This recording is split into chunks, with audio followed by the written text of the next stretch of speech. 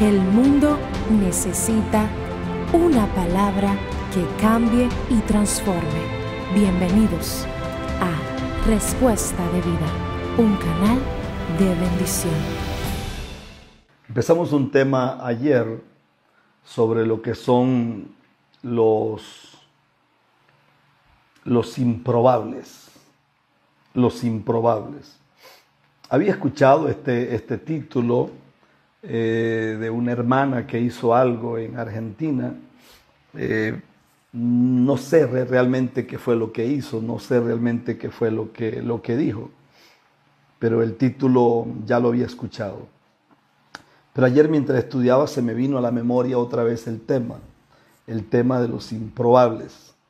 Entonces ya con un carácter netamente mío, entonces empecé a hacer algunas rayitas y empecé a escribir. Y bueno, y de ahí nació toda esta bendición que hoy tenemos aquí frente a nosotros. Entonces, el que tiene oídos para oír, que oiga, porque sin duda alguna Dios quiere hablar a nuestras vidas y eso no hay ninguna duda de eso. Entonces, ayer dijimos que la palabra improbable significa que es difícil o poco posible que sea, que se cumpla, que suceda o que exista. También dijimos que la palabra improbable es que no se puede probar o demostrar. Es decir, un improbable es algo que es muy difícil de que ocurra en la tierra de los vivientes, muy difícil. Entonces, en una ocasión recuerdo que yo fui invitado a dar una conferencia en una universidad y esto ya lo he comentado algunas veces. Y recuerdo que una joven se puso de pie y me miró y me dijo, usted está hablando sobre... Yo estaba hablando sobre cuestiones que no tenían nada que ver con el tema, me dijo ella. Yo también entiendo que usted es un conferencista, me dijo, claro, pero no solamente de esto, sino que usted también da conferencias sobre la Biblia y todo esto. Entonces ella me mira y me dice, ¿dónde cree usted que está ubicada la mayor riqueza de esta tierra? Serán los yacimientos de petróleo más grandes del mundo que hoy por hoy están arruinados como en Venezuela. Serán las grandes minas de diamantes que hay en Sudáfrica. Hablemos de Johannesburgo, hablemos de Elizabeth, hablemos de Cape Town. Serán los grandes yacimientos de hierro, los grandes yacimientos de carbón. Será el tantalio, será la bauxita, será los grandes yacimientos de oro que hay en algunas partes del mundo, los recursos que tienen los Emiratos Árabes, toda la grandeza tecnológica que pueden tener países como Japón, Corea. Y entonces ella me mira y me dice, ¿será Israel? ¿Será la NASA? ¿Qué será? Y yo la miré y le dije, no creo que esté allí. Yo le dije, yo creo que la mayor riqueza de este mundo, o parte de la mayor riqueza de este mundo, está en los cementerios. Ella se me quedó mirando a mí así, ¿por qué? Y entonces yo dije, porque en los cementerios están los restos de hombres y de mujeres que nacieron para cambiar la historia de sus países, nacieron para cambiar la historia de sus generaciones. En los cementerios están los restos de hombres y mujeres que debieron de haber escrito libros de texto y haber cambiado la historia de la educación de su país. En los cementerios están los restos de alguien que debió de haber sido un jurista, debió de haber sido un artista, debió de haber sido un artífice, debió de haber sido un catedrático famoso, debió de haber sido una persona que contribuyera escribiendo algo, creando arte, haciendo música, sinfonías. Y entonces ella se me quedó mirando y me dijo, ¿pero cómo se llama esa riqueza? Y le dije, esa riqueza se llama potencial. Y la palabra potencial es una palabra compuesta, porque la palabra potencial es tremenda. Alguien dijo, ¿qué es potencial? Potencial son riquezas que están guardadas. Potencial es gloria que no se ha manifestado. Potencial es todo lo que tú puedes hacer y aún no lo has hecho. Potencial es a donde realmente Dios planeó que tú podías llegar, pero estás conforme con unas cuantas migajas. Potencial es todo lo que tú puedes lograr en la vida y aún no lo has hecho. Potencial es como si fuera un baúl lleno de joyas y lleno de cosas gloriosas, pero ni siquiera tienes idea que lo tienes contigo. Andas buscando en otros lados lo que realmente está muy cerca de ti. Potencial es dones que todavía no se han expuesto. Potencial es grandeza que todavía no se ha manifestado. Potencial es todo aquello que tú podrás llegar a alcanzar en la vida, pero que sencillamente no lo estás mirando. Entonces, cuando hablamos de potencial me llama mucho la atención porque dicen los médicos que el ser humano dice que cuando más usamos, lo más que usamos es el 5% de la capacidad de nuestro cerebro. Y eso estamos hablando de gente que lo usa bastante. Stephen Hawking decía cosas muy fuertes sobre el cerebro. Hombres como Nikola Tesla escribieron cosas muy fuertes sobre el cerebro. Gente que eran impresionantes como Albert Einstein, gente como Thomas Edison, dijeron cosas con respecto a todo lo que es el sistema nuestro. Y ellos dijeron que el ser humano era como una cajita de sorpresas, pero que desgraciadamente la mayoría no deciden vivir, sino que lo que deciden es subsistir. Es como si estuviéramos en una gran selva y todo el mundo subsiste para ver de dónde encuentra, aunque sea algo para tomar y para subsistir. La gente no vive, la gente solamente trata de subsistir o existir en el mayor de los casos. Entonces me llamó mucho la atención porque la naturaleza espiritual de la mayoría de los hombres está reprimida.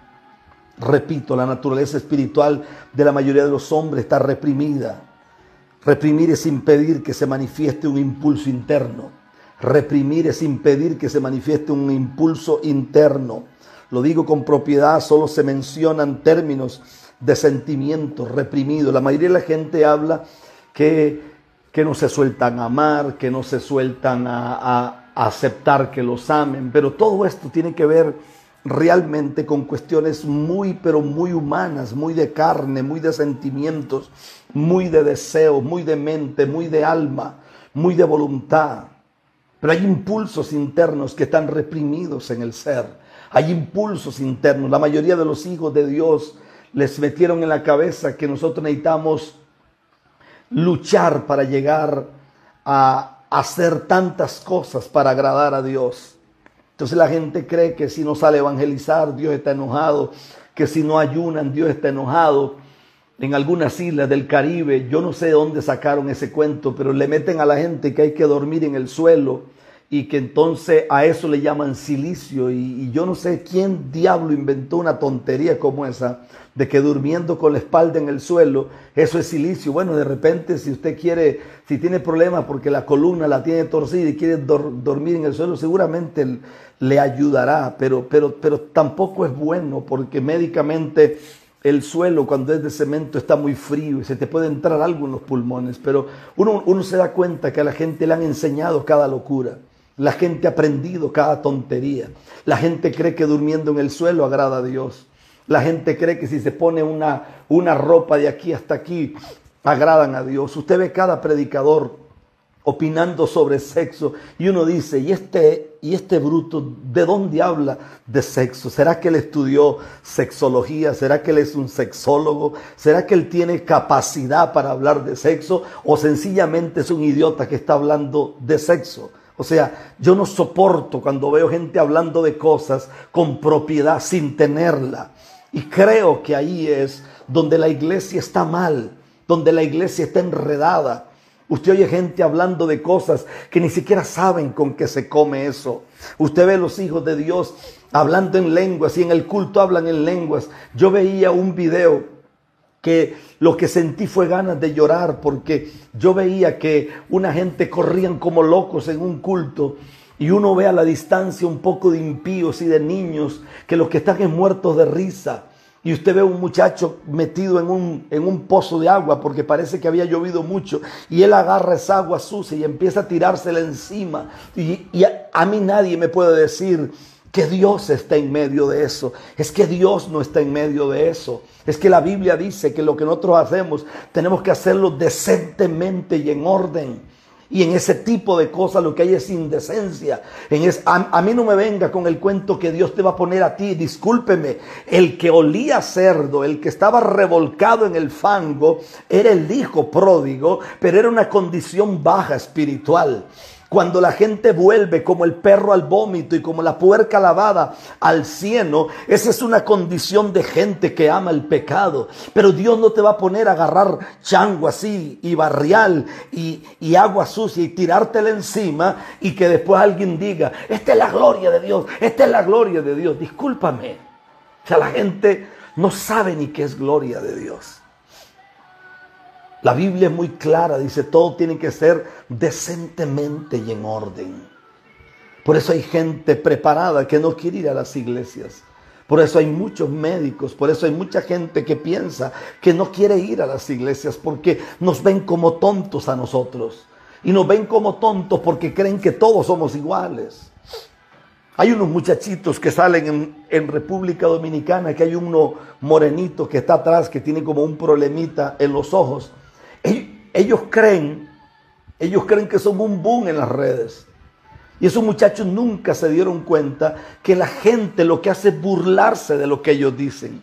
Los impíos mandan eso en cadena porque los impíos y aún los hijos de Dios son muy morbosos y muy desgraciados porque les gusta burlarse de estas cosas. Si los hijos de Dios fueran más serios, ni siquiera... No, yo no sé dónde está ese video. A mí no me interesa eso, ni voy a promocionar ese tipo de cosas. Ni a usted tampoco le interesa andar viendo esas porquerías, hermano. Entonces, pero uno se da cuenta que en medio de todo esto, uno dice, ¿y será ese el evangelio? ¿Será esto lo que Dios ha planeado para nosotros? No. ¿Será esto a donde Dios nos quiere llevar? No. Usted va a los cultos y usted ve a la gente pegando gritos y la gente cae al suelo y la gente se revuelca y la gente dice, ¡guau! Aquí cayó una gloria. Vaya a sus casas. Vaya a sus casas y se dará cuenta que no hay gloria. Vaya a sus casas y los ve cómo viven. Vaya a sus hijos y se dará cuenta que muchos de esos que se revuelcan en el suelo, que hablan de tanta gloria, sus hijos están frustrados. Yo escuché a un muchacho de esos hablando que para dormir hay que dormir con camisa, manga larga y pantalón. Y me pongo a pensar, bueno, y yo que soy un viejo de 49 años, me pongo a pensar, y este tipo no es que tiene esposa, y entonces ¿cómo hace el amor con la esposa? ¿Hace el amor por WhatsApp? ¿Será que le manda un correo electrónico a ella, entonces ella queda embarazada? O sea, y este tipo de estupideces la gente se sienta a oírlas y la gente se sienta a prestarle atención a eso. Unos muchachos que yo le garantizo que ni siquiera a la escuela fueron, porque por la forma que los escuchas hablar te das cuenta que son gente que ni siquiera tienen capacidad. Y usted dice, claro, yo los entiendo a ellos.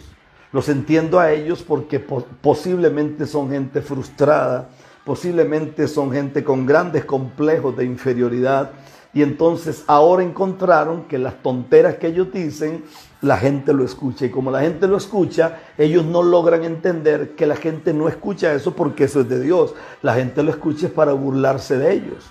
Entonces, pero claro, seguramente como ellos vienen de un contexto donde nadie los vuelve a ver, donde nadie les presta atención para nada, entonces claro que eso en alguna medida, eso los hace ser felices. Pero esto no ayuda a los hijos de Dios. Entonces volvimos al tema de los improbables.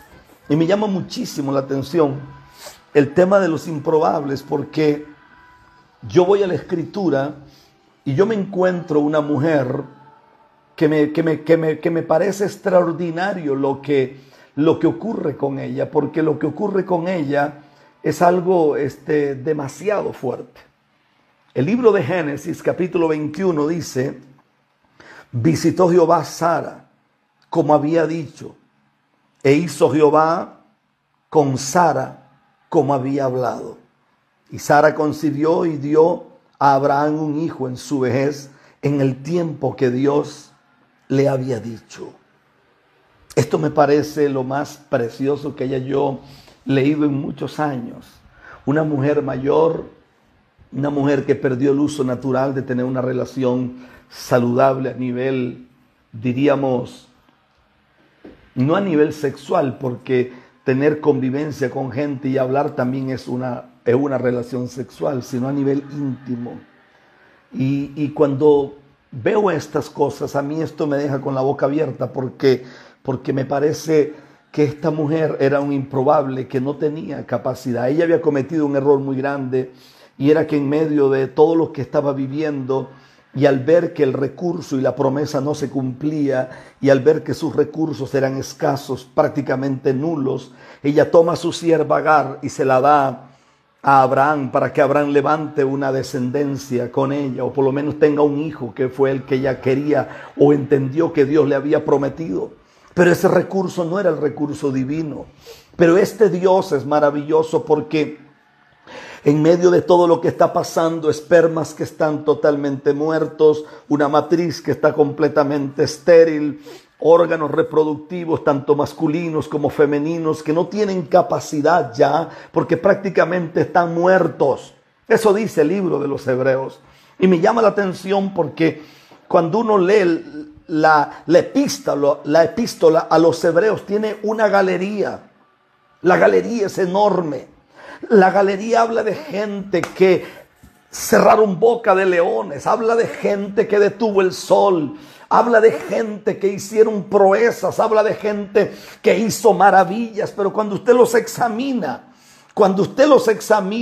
parece que este libro no es el libro de los exitosos. Parece que este es el libro de gente que todos eran una partida de gente que no tenía futuro. Parece que todos los que marcaron la historia eran gente que muchos de ellos eran heridos, eran gente con grandes incapacidades, otros eran criminales, otros eran tartamudos, otros eran lisiados, otros eran sencillamente el que nadie quería ver, otros eran el hazmirreír, otros eran la burla de los demás, y parece que otros eran iracundos, otros tenían fama de ladrones como Mateo, otros tenían fama de hombres violentos como los hijos de Zebedeo. Cuando uno examina este libro, se da cuenta que todo lo que Dios llama es gente que no tiene recursos, es gente con problemas serios. Parece que eran los grandes improbables, los que no podían.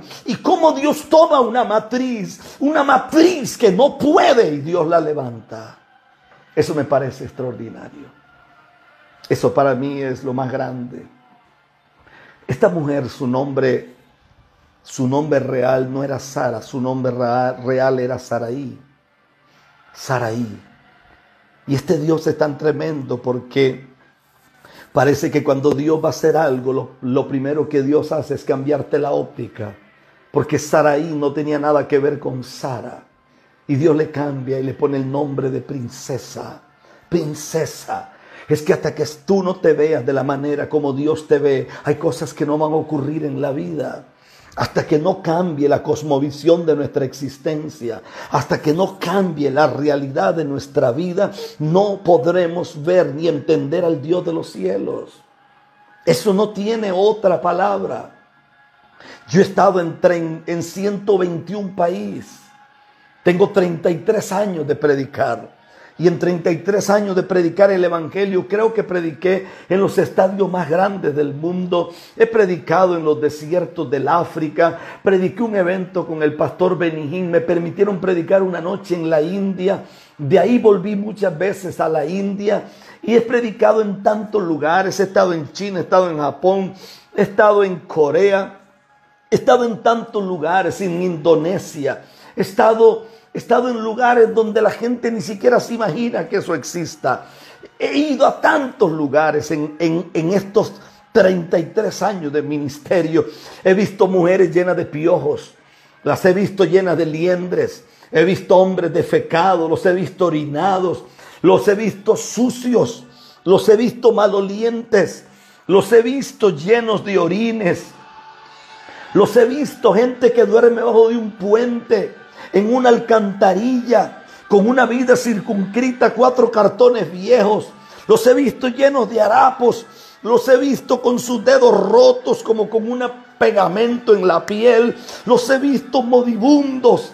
Los he visto con la vida paupérrima más terrible, con una realidad nómada, porque hoy están aquí, mañana están en otro lado. Los he visto siendo el paria de una sociedad, gente que nadie quiere ver, gente que las personas le tienen asco. He visto gente muriendo de SIDA, porque el VIH es el punto inicial. SIDA es cuando ya es terminal. Los he visto llenos de orificios su piel. He visto gente que da asco estar cerca de ellos. Pero he visto al Dios de la Biblia. He visto al Dios de los cielos. Recuerdo el testimonio de un hombre alcohólico que hoy es parte de nuestro ministerio. Ese hombre llegó a una de nuestras cruzadas y él llegó todo sucio y orinado. Él vivía en las calles. Y cuando él se iba a acercar al altar, dice que él dijo: no, pero es que da asco como yo estoy. Y dice que miró a alguien que se le acercó vestido de blanco y le dijo: José, pues se llama José. José. Le dice: si quieres cambiamos de ropa. Yo te entrego mi ropa y tú me das la tuya. Yo no siento asco por ti. Y dice José que le empezó a pegar gritos. Yo estaba predicando y no tenía ni idea de lo que estaba pasando. José hoy por hoy es un predicador poderosísimo que Dios está usando en los países lejos de aquí, muy lejos. Él vive muy lejos, estamos hablando de Europa, vive por allá en un pueblo y Dios lo está levantando de una forma poderosa. Y ese hombre ese día dice: pero ¿cómo Jesús podía quitarse aquella ropa limpia, santa, y agarrar la ropa mía sucia, hedionda, a orine, ropa en la cual yo había defecado, ropa que estaba llena de todo lo que usted se puede imaginar? Porque parece que el Dios de la Biblia es así. Parece que el Dios de las Escrituras es así. Y a mí me llama muchísimo la atención cuando yo leo la palabra del Señor. Escúcheme lo que le voy a leer, porque esto me parece extraordinario. Esto me parece demasiado fuerte. Mire qué fuerte es esto. ¿Qué dice la epístola a los Hebreos? Epístola a los Hebreos. Mire lo que dice. Epístola a los Hebreos. Dice: por la fe conquistaron reinos, hicieron justicia, alcanzaron promesas. Hebreos 11:33. Taparon bocas de leones, apagaron fuegos impetuosos, evitaron filo de espada, sacaron fuerza de debilidad, se hicieron fuertes en batalla, pusieron en fuga ejércitos extranjeros. Las mujeres recibieron su muerto mediante resurrección, mas otros fueron atormentados, no aceptados en rescate a fin de obtener mejores resurrecciones. Otros experimentaron vituperios y azotes, y además de todo esto, prisiones y cárceles. Fueron apedreados, aserrados, puestos a prueba, muertos a filo de espada. Anduvieron de acá para allá cubiertos de pieles de ovejas y de cabras, pobres, angustiados, maltratados, de los cuales el mundo no era digno. Errando por los desiertos, por los montes, por las cuevas y por las cavernas de la tierra. Y todos estos, aunque alcanzaron buen testimonio mediante la fe, no recibieron lo prometido, proveyendo Dios alguna cosa mejor para nosotros, para que fuésemos perfeccionados aparte de nosotros. Cuando yo leí esto, empecé a llorar, porque todo mundo quiere ser famoso, todo mundo quiere los grandes escenarios, todo mundo quiere que lo traten como si fuera la gran cosa. Pero aquí hay hombres que dicen que este mundo no era digno de ellos. Eran los improbables, eran los desterrados, eran los que miraban por encima del hombro, eran los hombres que los bofeteaban en la boca. Eran los hombres que les escupían en la cara. Cuando uno lee un libro chiquito de Richard Gurbrand que se llama Torturado por Cristo, y este hombre habla de la iglesia detrás de la cortina de hierro, todo lo que fue la iglesia en Rumanía, todo lo que fue la iglesia en la antigua URSS, que era la Unión Soviética, o la Unión de los Estados Soviéticos, este hombre, Richard Gurban, dice que a ellos los agarraban, les sacaban las uñas, les rompían la cara. Dice que los ponían a dormir en cruz. En la mañana le echaban excremento humano y les decían: nieguen a Jesús. Y dice Richard Gurban que ellos dijeron: no lo negamos. Dice que de esa manera murió tanta gente. Murió tanta gente. Murió tanta gente. Richard Gurban dice: la iglesia de Rumanía fue poderosa. Richard Gurban se llama, el libro se llama Torturado por Cristo. Es el único libro en la historia que se llama Torturado por Cristo. El que lee ese libro y no llora unas 40 veces un hijo del diablo porque no tiene corazón. Es un libro extraordinario. Yo lo leí no sé cuántas veces y cada vez que lo leía yo decía: es que esto es. Richard Gurban nunca recibió un premio Nobel de la Paz. Richard Gurban nunca recibió ningún mérito. Nunca un concilio lo llamó para decirle: mire, usted ha sido el misionero más grande. No, la gente que hizo que se cayera esa antigua Rusia fue la iglesia detrás de la cortina de hierro. La iglesia detrás de la cortina de hierro era la iglesia de Richard Gurban. Era un hombre humilde, un señor norteamericano alto, blanco, sufrido.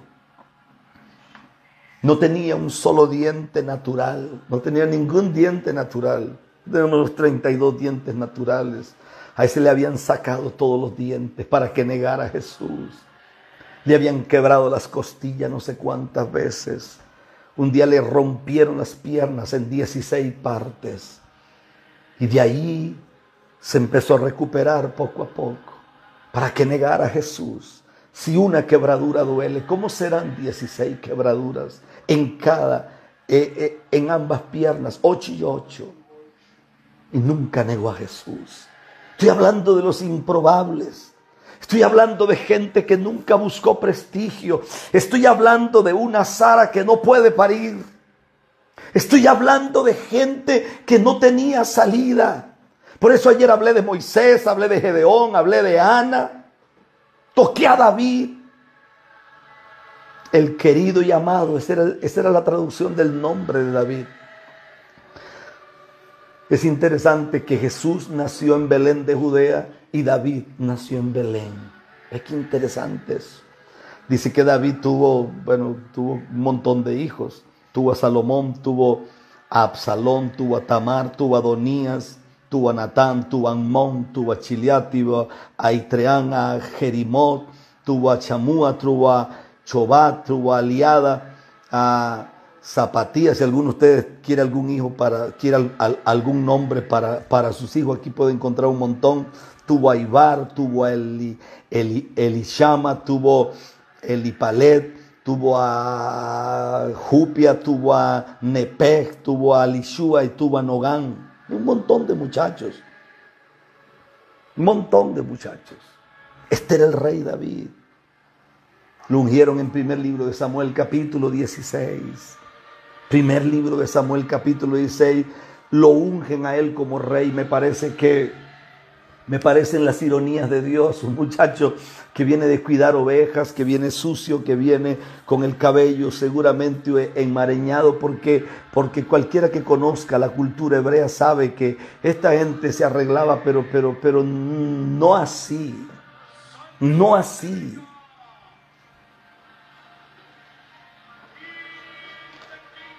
No así cuando estaban trabajando. Me llama la atención un hombre que aparece en el primer libro de Crónicas, capítulo 4, verso 9. Ya ni me atrevo a predicar de Jabes porque la gente se sabe el mensaje mejor que yo. Jabes, doloroso, hacedor de tristeza, raíz estéril, la cual nunca producirá fruto. Para nosotros los nombres lo que tienen son posiblemente características estéticas, pero no tienen características proféticas, porque le ponemos el nombre de la mamá a la niña, o el nombre del papá a los niños, o el nombre del abuelo, el nombre de la abuela. Algunos son más finos porque le ponen el nombre de algún cantante o algún tipo de las novelas. Para esta gente de la Biblia, los nombres, ellos entendían que estaba relacionado con su destino profético. Ella tenía una grieta porque dice que lo dio a luz en dolor, no dice con dolor. Lo dio a luz en dolor quiere decir que no tiene nada que ver con dolor de contracciones, no tiene que ver con la dilatación natural de una matriz cuando se está preparando para la hora del alumbramiento, no tiene nada que ver con eso. Dice que ella lo dio a luz en dolor. Lo que da la idea es que el hombre, el marido, la había abandonado. Y según la ley de Moisés, cuando una mujer era abandonada por su marido, entonces la ley le daba el permiso de que regresara a la casa de su padre. Su padre obligatoriamente tenía que hacerle una choza afuera y su padre tenía que dejarla ahí hasta que ella muriera. Ella era forzada a hacer trabajos. Ella era forzada a hacer muchas labores. Y entonces esta mujer sabe que lo que le espera en la casa de su padre no es bueno, porque ella también era forzada a atender a los viajeros. Tenía que atenderlo en todas las áreas. El que tiene oídos para oír, que oiga. Ella sabía que sus otros hijos que habían nacido dentro de un hogar, esos hijos podían entrar a la casa del abuelo y la abuela abrazarlos. Pero ese hijo que venía en el vientre de ella, que su marido la había abandonado, ese hijo era un maldito, ese era un paria. Esa era la oveja negra de la casa. Entonces parece que ella en su desesperación, ella sabe que no puede entrar a la casa y abrazar a papá y a mamá, porque ella sabe que ella era tenida como un animalito, era degradada desde la peor manera. Y esta mujer, en medio de su miseria, dice la Biblia que ella lo único que alcanza a sentir es: le voy a poner Jabes. ¿Pero por qué le voy a poner Jabes? Seguramente quería gritarle al marido, seguramente quería vengarse de él, seguramente quería golpearlo, pero no podía. Entonces ella, en su miseria mental, lo único que dice es: si yo no puedo tocarlo a él, entonces tocaré su generación, porque algún día él se encontrará con su hijo, y cuando él lo vea, se dará cuenta que su hijo es un maldito, su hijo es una raíz estéril que nunca producirá fruto, su hijo es un hacedor de tristeza, su hijo es un doloroso, su hijo es la desgracia más grande de la tierra. Pero dice la Biblia que este muchacho me llama mucho la atención, y lo he repetido varias veces. No se puede tomar como un libro de referencia bíblica, pero se puede tomar como referencia histórica. Es como una novela que se llama El Zohar de los judíos, y el Zohar dice que Jabes un día decidió irse de su casa, porque Jabes tenía todo para haber planeado la muerte de su madre. Jabes debió haber sido un resentido social, Jabes debió haber sido un criminal, Jabes debió haber sido un desquiciado, Jabes debió haber sufrido de algún tipo de cosas como esquizofrenia o algún tipo de locura. Jabes debió haber sido algún psicópata, pero este libro santo no dice eso. En vez de que Jabes tuviera una raíz de amargura, en vez de que Jabes estuviera lleno de odio, este libro dice que Jabes invocó al Dios de Israel. Y cuando yo leí la Biblia, yo dije: ¿qué significa invocar? Invocar es gritar, sí, claro, en Latinoamérica, pero en las versiones antiguas invocar no significa eso. Invocar significa acontecerle a alguien con violencia, con el fin de obtener algo. La idea de la Biblia es que Jabes tocaba a las 12 de la noche, tocaba a las 3 de la mañana, tocaba a las 5 de la mañana, tocaba a las 7 de la mañana, tocaba a las 9 de la mañana, tocaba a las 12 del mediodía, a las 3 de la tarde, a las 5 de la tarde, a las 7 de la noche, a las 9 de la noche, a las 11, a las 12 de la noche. Y la idea del original, o por lo menos la versión antigua, es que los 24 ancianos se detienen. Por primera vez miraron que el trono de Dios se movió, y alguien preguntó: ¿qué está pasando? Es que hay un hombre en la tierra llamado Jabes que no está dispuesto a morirse aquí, no está dispuesto a morirse en su miseria, no está dispuesto a morirse en su dolor, está dispuesto a llevarse al Eterno de aquí, de su trono, y llevárselo a vivir a la tierra. está dispuesto a llevárselo a vivir en la tierra. Eso significa clamar, acontecerle a alguien con violencia. Parece que a Jabes se le reveló que el reino de los cielos se hace fuerza y solo los valientes lo arrebatan. Parece que Jabes entiende que él es un improbable, que a él lo maldijo su mamá, que a él lo despreció su papá, que sus abuelos él no podía abrazarlos, él nunca podía ir a una escuela porque los judíos eran muy difíciles para que sus hijos fueran amigos de esto. Yo no sé quién lo maldijo a usted, a mí me maldijeron. Yo debí de haber sido un criminal.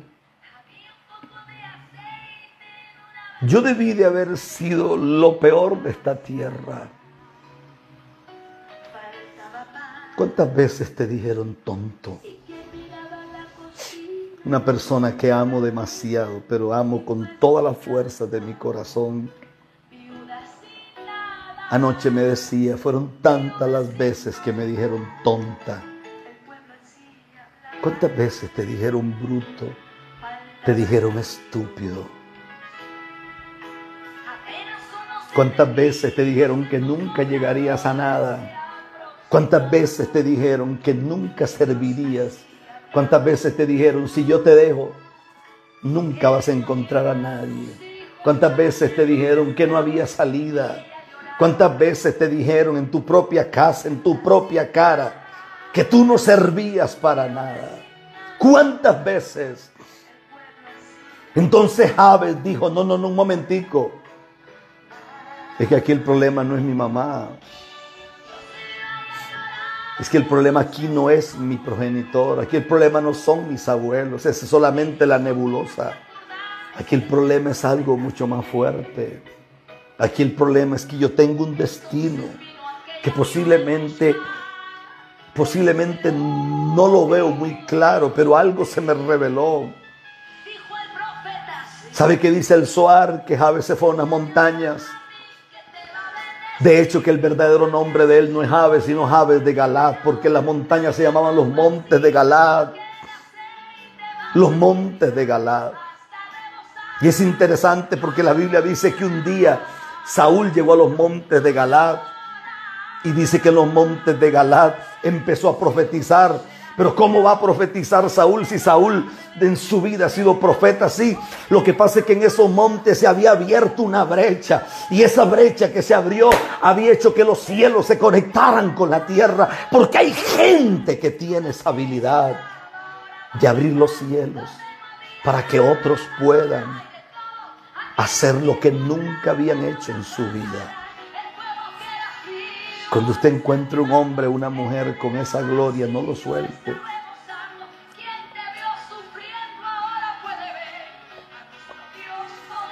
Estaba tomando agua porque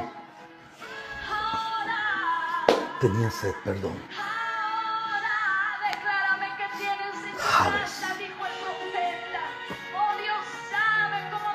Hoy fue un día de loco, pues yo tengo tantas prédicas el día de hoy. Pero estaba pensando en este live. Estaba pensando en ustedes. ¿Cómo te pusieron a ti? ¿Cómo te llamaban? ¿Por cuántas cosas has pasado?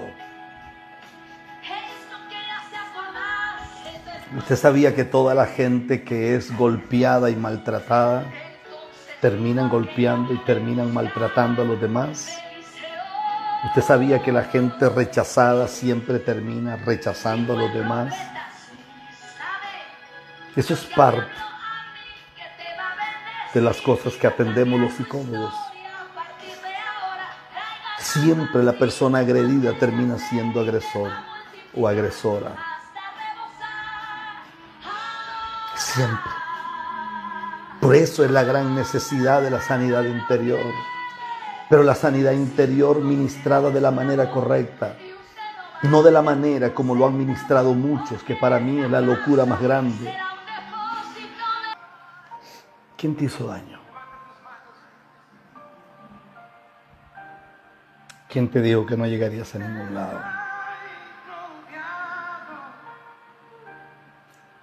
¿Quién te dijo que eres una porquería? ¿Quién te dijo que eras una basura? Quiero que me mires a los ojos. Yo quiero pedirte perdón. En nombre de tu mamá, en nombre de tu papá, que cuando más lo necesitaste nunca estuvieron. Quiero pedirte perdón en nombre de ese marido que te golpeó, que te gritó, que te hirió, que te cambió por otra como si tú no valieras nada, que se rió en tu cara, que se burló. Quiero pedirte perdón en nombre de ese hermano que te abusó, de ese tío perverso que te hizo daño. Quiero pedirte perdón en nombre del antiguo pastor que tuviste, que como tú dijiste que te ibas, te maldijo y te dijo que nunca te levantarías. Tengo el poder de Dios para quitar toda maldición de tu vida, para revocar toda obra del diablo en el nombre de Jesús. Tengo el poder para dejarte ir libre. Tengo el poder para decirte que eres libre en el nombre de Jesús. Tengo el poder y la palabra en mi boca para decirte que comienzas una semana de grandeza, comienzas una semana de gloria. Desde niño vienes gritando, desde niño vienes sufriendo, desde niño vienes pataleando, desde niño caes y caes y caes y caes. Y son más las lágrimas que la risa, y es más el dolor que la bendición, es más la tristeza que los días buenos, es más los días de agonía, los días de miseria, los días de ruina. Y todo el tiempo dice, Dios mío, ¿cuándo? Yo te abro las puertas de la cárcel en el nombre de Jesús, en el nombre que es sobre todo nombre. Te abro las puertas de la cárcel ahora mismo. Y yo le ordeno a tu mente que sea libre, y a todas esas heridas a nivel emocional. Vamos, levanta tu mano y di conmigo: yo perdono a esa persona, yo perdono a esa mujer, yo perdono a ese hombre, yo perdono a esa familia, yo perdono a mi exmarido, yo perdono a mi exesposa, yo perdono a ese exnovio, yo perdono en el nombre de Jesús, perdono a mi mamá, perdono a mi papá, perdono a mis tíos, perdono a mi familia. Perdono la iglesia donde iba, perdono a esos líderes, perdono. Hoy soy libre y hoy comienzo a vivir. Y hoy comienzo a ver la gloria de Dios para siempre. Y si vas a llorar, mi niño bello, y si vas a llorar, mi niña preciosa, llora ahorita, pero prométeme que no llorarás más. Porque cuando esto termine, posiblemente llorarás un ratito más, pero te secarás las lágrimas y levantarás tus manos y darás gloria a Dios. Y darás gloria a Dios.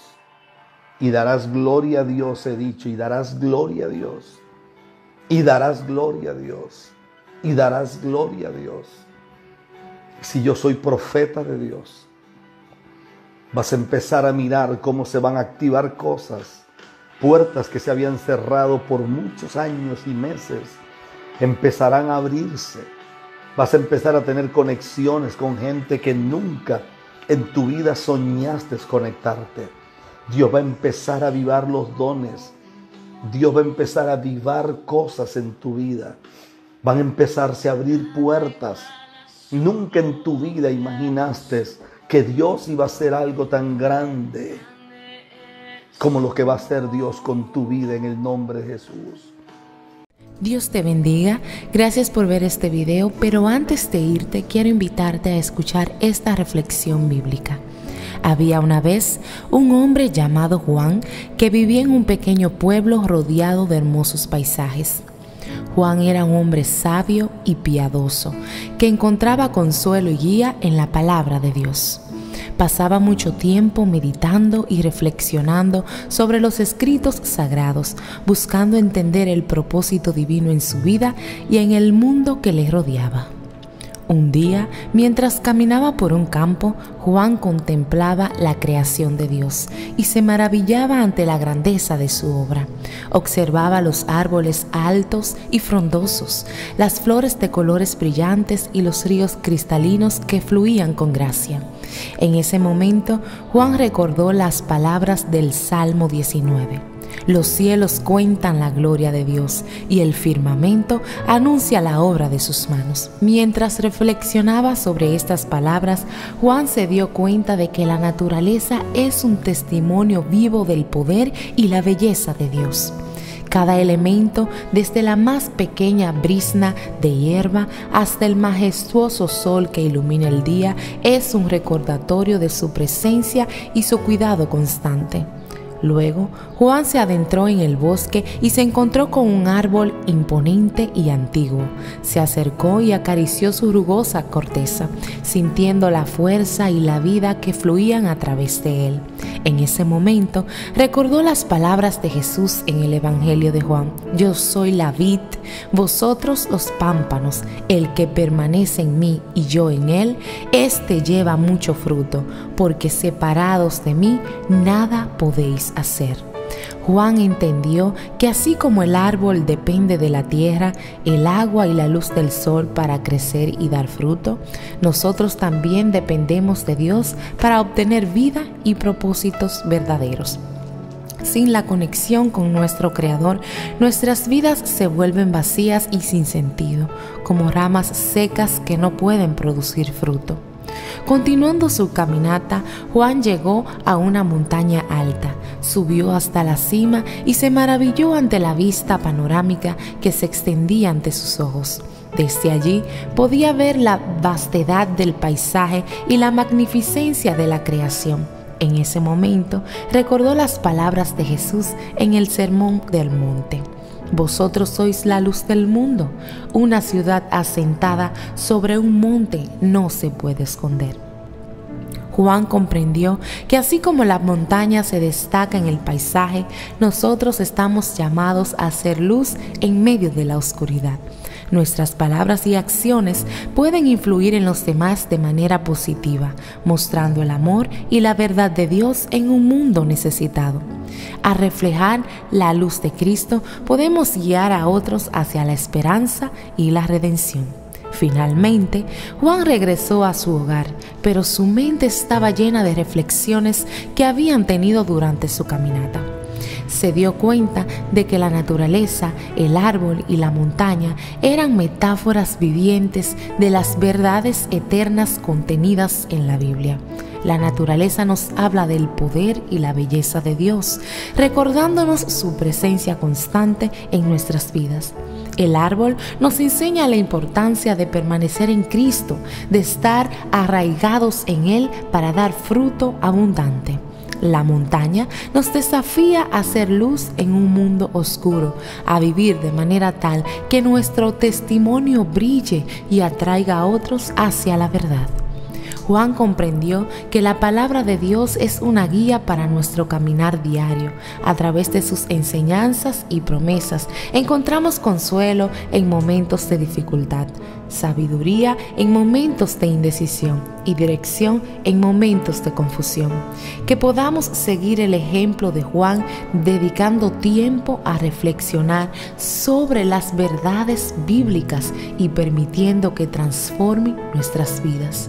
Que la naturaleza, los árboles y las montañas sigan siendo recordatorios vivos del amor y el cuidado de Dios por nosotros, y que podamos ser luz en este mundo, reflejando el amor y la verdad de Cristo en todo lo que hacemos. Dios te bendiga.